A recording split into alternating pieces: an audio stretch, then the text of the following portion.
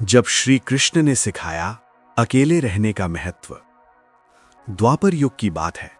एक बार श्री कृष्ण के पास एक युवक आया। वो बहुत दुखी था। उसकी आंखों में आंसू थे और मन में अकेलापन। उसने कहा, प्रभु, मेरे अपने ही मुझे छोड़कर चले गए। दोस्त, रिश्तेदार सब दूर हो गए।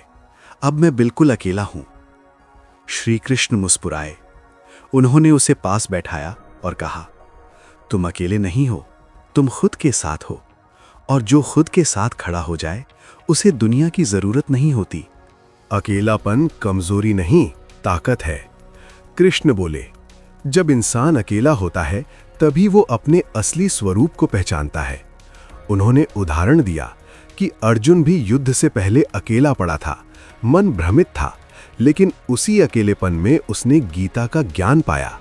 सीख, जब तुम अकेले होते हो तब भगवान तुम्हारे सबसे करीब होते हैं। खुद को मजबूत बनाओ। कृष्ण ने कहा, जो हर समय दूसरों का सहारा ढूंढता है वो कभी मजबूत नहीं बन सकता। उन्होंने युवक से पूछा, अगर सब लोग तुम्हारे साथ रहें तो तुम खुद को कब समझोगे? युवक चुप हो गया।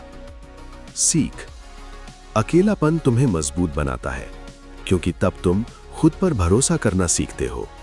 लोग तब तक साथ हैं जब तक फायदा है। कृष्ण बोले, इस संसार में अधिकांश लोग तब तक साथ रहते हैं जब तक उन्हें तुमसे कुछ मिलता है। जब तुम्हारे पास कुछ नहीं होता तो वही लोग दूर हो जाते हैं। सीख, जो तुम्हें छोड़कर चले गए वो तुम्हारे नहीं थे, और जो सच में तुम्हारे हैं वो कभी साथ नहीं छोड़ेंगे। खुद को इतना काबिल बनाओ। श्री कृष्ण ने मुस्कुराते हुए कहा, ऐसा जीवन जियो कि लोग तुम्हें पाने के लिए तरसें, लेकिन तुम किसी के पीछे मत भागो।